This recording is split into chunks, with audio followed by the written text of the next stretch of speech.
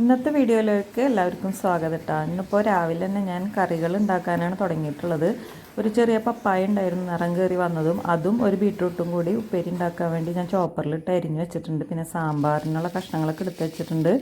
പരിപ്പ് കുക്കറിൽ ഇട്ട് കൊടുത്ത് നന്നായിട്ട് കഴുകി ഉപ്പൊക്കെ ഇട്ട് ഞാൻ സെപ്പറേറ്റ് വേവിക്കാൻ വേണ്ടി വെച്ചിട്ടുണ്ട്. ഇത് സാമ്പാറിലേക്കുള്ളതുണ്ട്.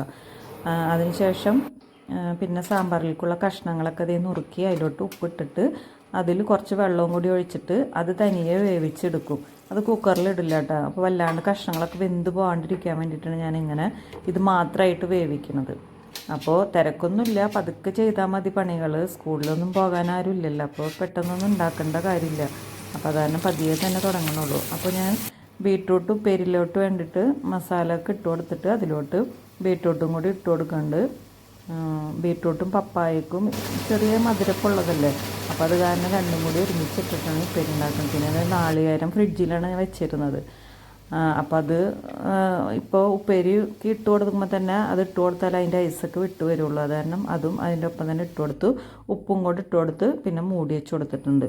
ഇനി സാമ്പാറിലോട്ടുള്ള മഞ്ഞൾപ്പൊടി, മല്ലിപ്പൊടി, മുളക് പൊടിയൊക്കെ ഇട്ട് കൊടുത്തിട്ട് അതൊന്ന് ഇളക്കി മൂടി വെച്ചിട്ടുണ്ട്. ഉപ്പ് നേരത്തെ ഇട്ട് കൊടുത്തിട്ടുണ്ടായിരുന്നു. അപ്പോൾ അതൊക്കെ അവിടെ നിന്ന് തിളക്കട്ടെ. അതിന് ശേഷം അപ്പോഴേക്കും നമുക്ക് ബ്രേക്ക്ഫാസ്റ്റ് കഴിക്കാം. അപ്പോൾ ഒരു 11 മണി ആയിട്ടുണ്ട്. ഞാനപ്പോൾ 2 മുട്ടയും ഒരു പഴവും കുറച്ച് പപ്പായ പഴുത്തതും 2 മധുരക്കിഴങ്ങ് പുഴുങ്ങിയതിൻ്റെ കഷ്ണമാണ് ഇപ്പോൾ ഞാൻ കഴിക്കുന്നത്.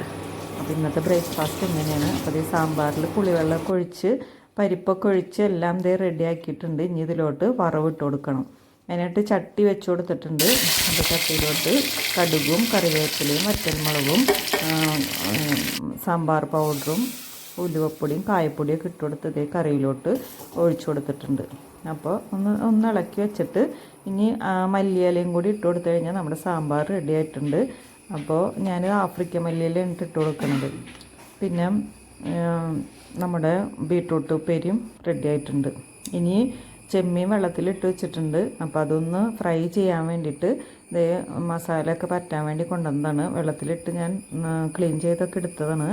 അപ്പോൾ അതിലോട്ട് മഞ്ഞൾപ്പൊടിയും മുളക് പൊടിയും ഉപ്പും കൂടി ഇട്ട് കൊടുത്ത് നന്നായിട്ട് മാരിനേറ്റ് ചെയ്ത് വെച്ചിട്ടുണ്ട്. ഇനി ഞാൻ കുളിയൊക്കെ കഴിഞ്ഞ് വന്നിട്ട് അത് ഉണ്ടാക്കിയെടുക്കുള്ളൂ. അപ്പോൾ അങ്ങനെ ലഞ്ച് കഴിക്കാറായി. ലഞ്ചിന് ഇന്നിപ്പോൾ സാമ്പാർ കണ്ടപ്പോൾ ഇത്തിരി ചോറ് തിന്നാൻ പൂതി തോന്നിയിട്ട് ഇത്തിരി ചോറും സാമ്പാറും ഉപ്പേരികളും ചെമ്മീൻ ഫ്രൈയും പിന്നെ പരിപ്പ് ഒലത്തിയതാണത്, പിന്നെ ഒരു ബുൾസയും കൂടിയിട്ടാണ് എൻ്റെ ഇന്നത്തെ ലഞ്ച്.